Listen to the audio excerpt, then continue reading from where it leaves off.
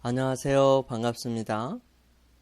이번 한 주 동안 제11과 대가를 지불하는 사랑 함께 살펴보게 될 저는 포트리 교회를 섬기는 김현수입니다. 대가를 지불하는 사랑, 이 사랑이 얼마나 크고 놀라운 것인지 이번 주는 이사야 55장 1절에서 13절과 이사야 58장 1절에서 14절 말씀을 중심으로 함께 살펴보기를 원합니다. 기도드리겠습니다. 저희들을 사랑하시는 아버지 하나님, 이 아침에 주님의 거룩하심과 은혜로 주님께로부터 다시 살 수 있도록 은혜를 허락하여 주심을 인하여 감사를 드립니다. 아버지 하나님, 오늘 저희들이 부여받은 이 생명으로 주님께 더욱 가까이 가는 귀한 기회를 삼을 수 있도록 인도하여 주시며 순간순간마다 함께 하시는 주님을 경험할 수 있는 아름다운 하루가 되게 인도하여 주시옵소서. 특별히 한 주간을 시작하는 이 시간에 주님께 나와 주님과 함께 말씀을 살필 수 있도록 은혜를 허락하여 주셨사오니 한 주간 내내 주님께서 축복과 은혜로 채워주시며 부족한 소자의 입술과 생각들과 마음들을 정리시켜 주셔서 분명하고 정확한 주님의 말씀을 태어날 수 있도록 축복하여 주시옵소서. 매 순간마다 주님께 의지하는 삶을 살아갈 수 있도록 저희 모두의 생각과 마음을 이끌어 주시고 주님과 함께 아름다운 삶을 살아가는 저희 모두가 되게 역사하여 주시옵소서. 특별히 대가가 지불된 이 아름다운 사랑을 분명하고 정확하게 이해하기는 어렵지만 그러나 주님의 사랑 가운데 거하며 그 사랑을 흠뻑 느끼고 경험하고 싶습니다. 함께하여 주시고 은혜를 더하여 주시며 능력으로 역사하여 주시사 시간들마다 주님께서 함께하여 주시옵소서. 아버지 하나님, 특별히 오늘은 돈 없이 살아라고 하는 제목으로 말씀을 살피려고 합니다. 저희들의 모습과 저희들의 삶이 라오디게아 교인들의 모습임을 고백합니다. 가난하면서도 부자인 것처럼 벌거벗었음에도 불구하고 아름다운 옷을 입고 있는 것처럼 눈멀고 병들었음에도 불구하고 괜찮다고 모든 게 다 잘 된다고 생각하는 그러한 삶에서 벗어나 필요를 깨닫고 문 밖에 서서 두드리시는 주님을 기억하고 마음 문을 열어 영접하여 부자가 되고 치료받을 수 있고 벌거벗었음을 가릴 수 있도록 역사하여 주시옵소서. 아버지 하나님, 오늘 아침에도 주님 앞에 간절히 기도드리는 주님의 사랑하는 자녀들이 있습니다. 아버지 하나님, 그들의 마음을 어루만져 주시고 주님께서 그들의 소원하고 주님께 바라고 간구하는 그 모든 기도들을 주님 뜻 안에서 이루어 주시고 그들의 삶을 이루어하여 주시며 능력으로 역사하여 주시사 아버지의 살아계심을 경험할 수 있는 귀한 기회로 삼아 주시옵소서. 그러므로 이들의 삶이 다른 사람들에게 증거의 삶이 되게 하여 주셔서 오직 주의 거룩하심을 온 세상에 전파하는 주님의 귀한 자녀들이 되게 하여 주시옵소서. 아버지 하나님, 시작하는 시간입니다. 이 시간 마치는 순간까지 주님께서 저희들과 함께하여 주시고 능력으로 역사하여 주시옵기를 저희들을 사랑하시는 예수님의 이름으로 간절히 기도드립니다. 아멘. 이번 주 한 주 동안 우리가 살펴볼 내용은 대가를 지불하는 사랑입니다. 기억할 말씀은 이사야 58장 10절 말씀입니다. 줄인 자에게 내 심정을 토로하며 괴로워하는 자의 마음을 만족해 하면 내 빛이 흑암 중에서 발하여 내 어두움이 낮과 같이 될 것이며. 교과 11과 서론적인 부분에서 과격단체의 지도자 중에 한 사람에 의해 고통받았던 네브라스카주 링컨시에 사는 유대인 예배 인도자인 칸토 부부의 이야기가 실려 있습니다. 협박과 음란성 전화를 받기 시작했던 이 부부는 그 전화의 발신자가 쿠클럭스 클란 KKK 집단의 조직 지도자 중 한 명이라는 사실을 알아내게 됩니다. 협박자의 정체를 알아낸 그들은 경찰에 신고할 수도 있었지만 한층 참신한 방법으로 접근하기로 했습니다. 그 부부는 그 사람이 장애인이라는 사실을 알고 맛있는 요리를 만들어서 그의 집을 방문하였습니다. 그는 소스라치게 놀랐지요. 그러나 그들의 사랑에 그의 증오심은 녹기 시작했고요. 계속된 방문 결과 그들의 우정은 깊어졌고 심지어 그는 자신이 유대인인 것 같은 착각이 들 정도였다고 합니다. 내가 기뻐하는 금식은 흉악의 결박을 풀어주며 멍에의 줄을 끌어주며 압제당하는 자를 자유케 하며 모든 멍에를 꺾는 것이 아니겠느냐. 또 줄인 자에게 내 양식을 나누어 주며 모순처럼 들리겠지만 링컨시에 사는 부부는 그들의 음식을 굶주린 압제자와 나눔으로써 이와 같은 금식을 행하였고요. 그것으로써 그 사람을 부당한 편견의 속박에서 자유케 해 주었다는 사실입니다. 무엇이든지 참된 경배를 드리지 못하게 하는 것이 바로 우상 숭배인데요. 하나님은 구원의 선물을 받은 우리가 다른 사람을 섬기는 일이나 하나님을 경외하는 일에 우리 자신을 끊임없이 바치기를 기대하십니다. 이것은 책임 때문에 하는 행동이 아니라 우리와 더불어 언약의 관계를 나누기 위해 초청하신 하나님에 대한 마음에서 우러나오는 반응이어야 합니다. 그것은 사랑이지요. 3월 7일 일요일 소지는 돈 없이 살아라고 하는 제목으로 이사야 55장 1절부터 7절에 있는 말씀 함께 살펴볼 겁니다. 우리 먼저 이사야 55장 1절에서 7절에 있는 말씀을 제가 봉독해 드리겠습니다. 너희 목마른 자들아 물로 나오라. 돈 없는 자도 오라. 너희는 와서 사 먹되 돈 없이 값 없이 와서 포도주와 젖을 사라. 너희가 어찌하여 양식 아닌 것을 위하여 은을 달아주며 배부르게 못할 것을 위하여 수고하느냐. 나를 청종하라. 그리하면 너희가 좋은 것을 먹을 것이며 너희 마음이 기름진 것으로 즐거움을 얻으리라. 너희는 귀를 기울이고 내게 나와 들으라. 그리하면 너희 영혼이 살리라. 내가 너희에게 영원한 언약을 세우리니 곧 다윗에게 허락한 확실한 은혜니라. 내가 그를 만민 중에 증거로 세웠고 만민의 인도자와 명령자를 삼았었나니 내가 알지 못하는 나라를 부를 것이며 너를 알지 못하는 나라가 내게 달려올 것은 나 여호와 내 하나님 곧 이스라엘의 거룩한 자를 인함이니라. 내가 너희를 영화롭게 하였느니라. 너희는 여호와를 만날 만한 때에 찾으라. 가까이 계실 때에 그를 부르라.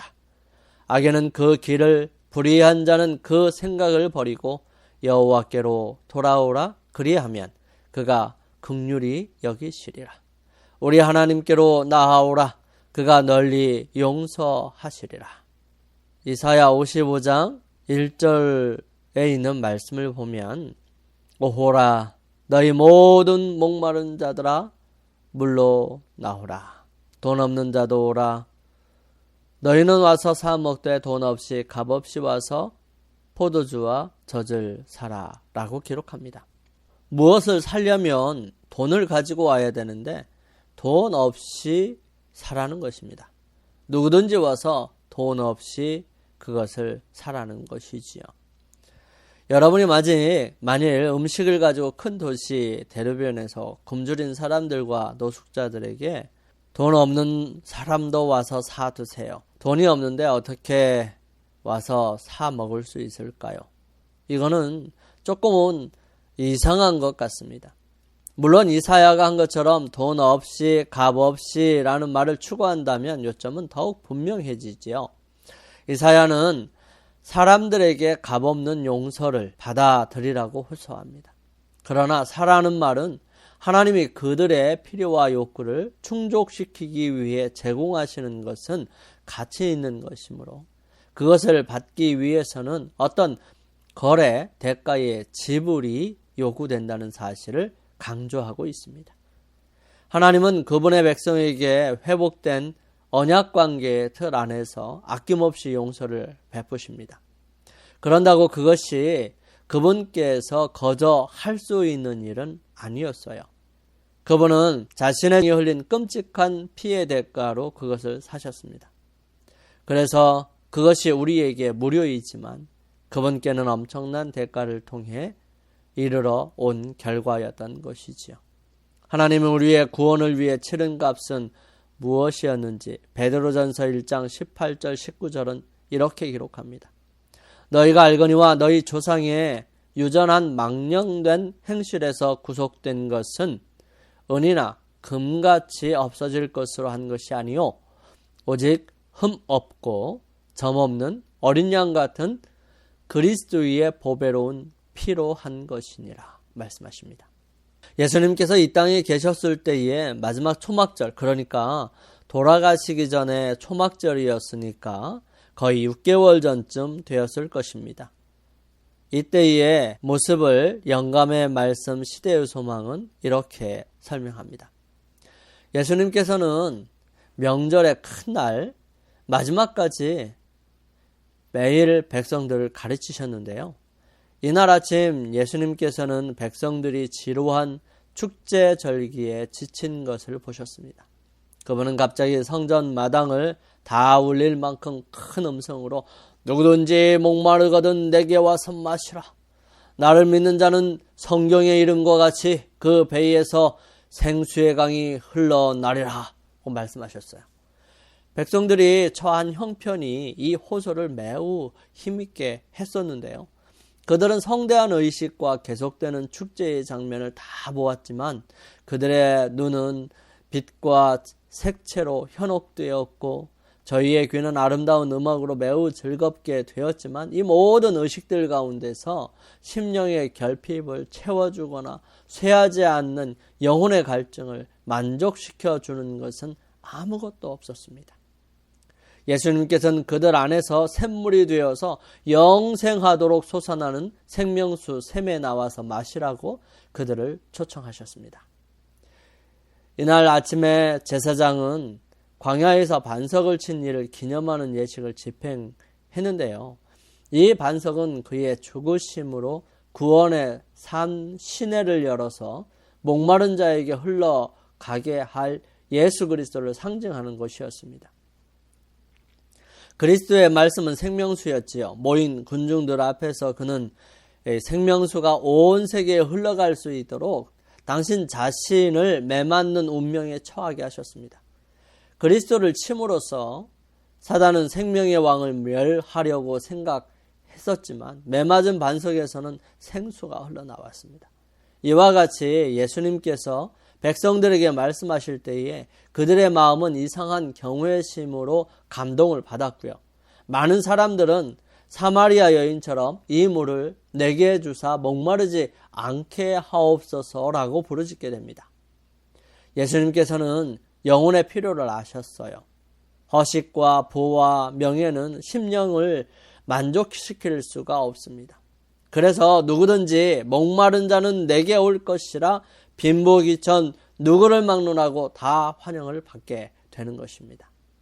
예수님께서는 마음에 무거운 짐진 자를 구원하시고 슬퍼하는 자를 위로하시고 낙담하는 자에게 희망을 주시겠다고 약속하셨습니다. 예수님의 말씀을 들은 많은 사람들은 좌절과 희망으로 인해 슬퍼하는 자들이었고요. 이런 많은 사람들은 남모를 슬픔을 지니고 있었고 어떤 사람들은 세상의 칭찬에 대한 끊임없는 욕망을 만족시키려고 노력하고 있었던 것입니다. 그렇지만 이 모든 것을 얻었을 때 그들은 그들의 마음속의 갈증을 풀어줄 수 없는 터진 웅덩이에 도달하려고 노력한 자신들을 발견하게 되었던 것입니다. 즐거운 장면의 광채 속에서 있으면서도 그들은 만족을 느끼지 못하고 슬프기만 했습니다. 누구든지 목마르거든 하는 도련한 외침이 슬픈 명상에 잠긴 그들을 깜짝 놀라게 했고요. 연달아 들리는 소리는 그들의 심령 속에, 가슴 속에 새로운 희망을 불붙여 놓았습니다. 성령께서는 값으로 헤아릴 수 없는 구원의 선물의 제공을 저들이 깨달아 알 때까지 그들 앞에 그 상징을 제시하셨던 것입니다. 즉, 성전에서 물을 붓는 행사는 예수 그리스도를 통하여 우리들에게 이르러 오는 그 생수, 생명력을 말하는 것이었는데 많은 사람들이 그것을 간과하고 살았던 것입니다.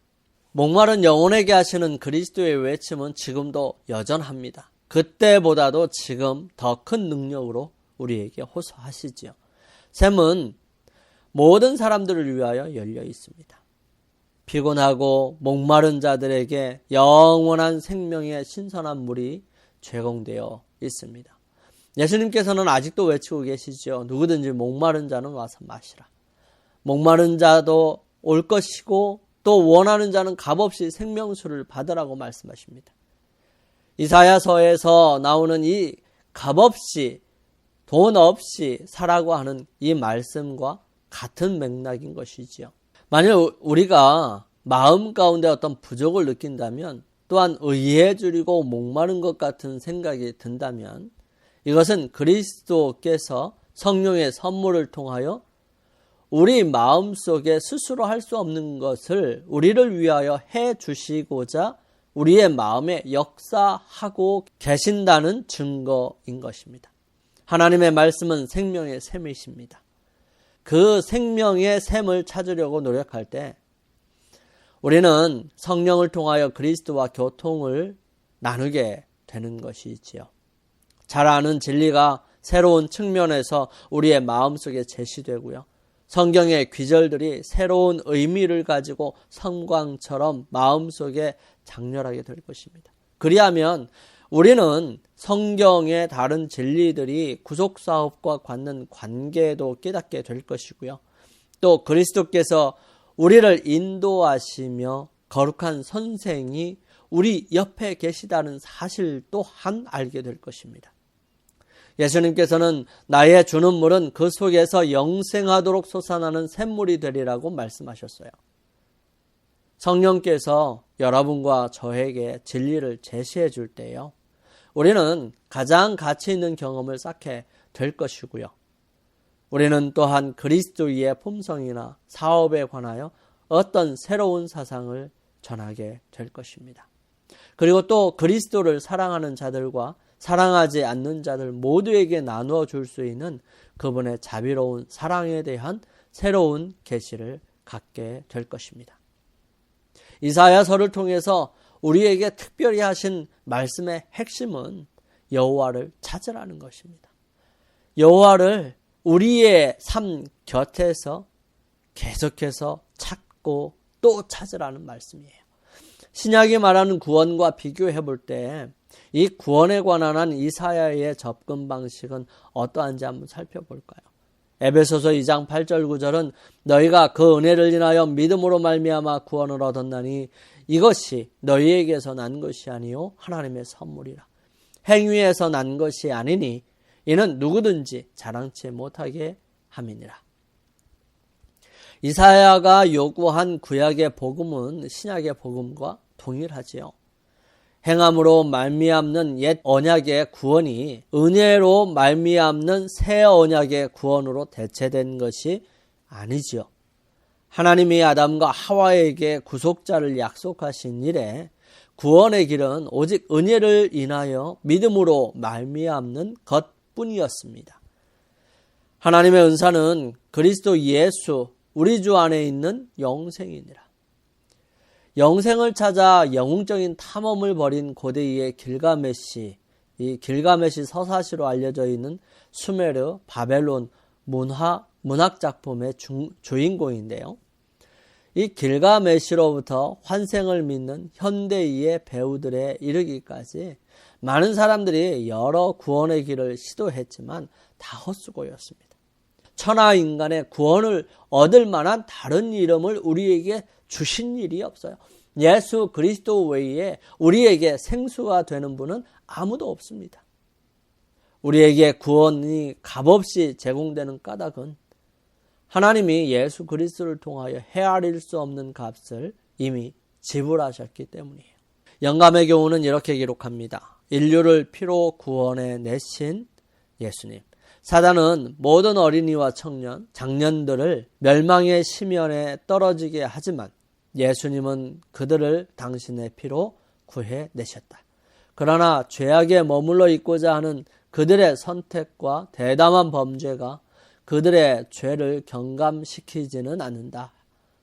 그러할지라도 예수께서 그들을 위하여 값을 지불하셨으므로 그들은 그분께 속한다. 우리 함께 기도드리겠습니다. 거룩하신 아버지 하나님, 저희들에게 구원을 주시려고 주님께서 이 땅에 인간으로 오셔서 당신의 무한한 생명을 지불하셨습니다. 그 은혜를 인하여 정말 감사합니다.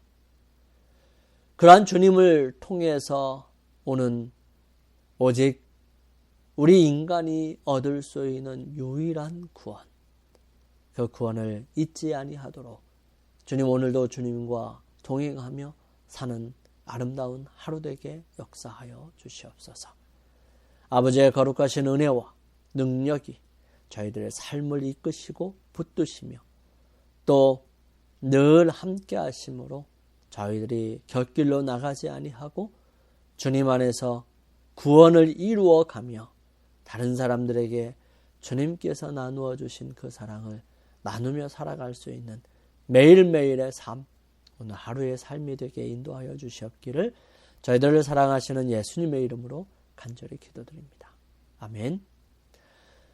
자, 이제 주님 앞에 우리의 삶을 드리고 이 하루를 승리의 삶을 살기 위해 주님 앞에 머무는 시간을 갖겠습니다. 우리 함께 개인 기도하시고요. 이 하루를 승리의 삶으로 살아가게 되기를 간절히 소망합니다. 저는 내일 아침 이 시간에 다시 찾아뵙겠습니다. 감사합니다.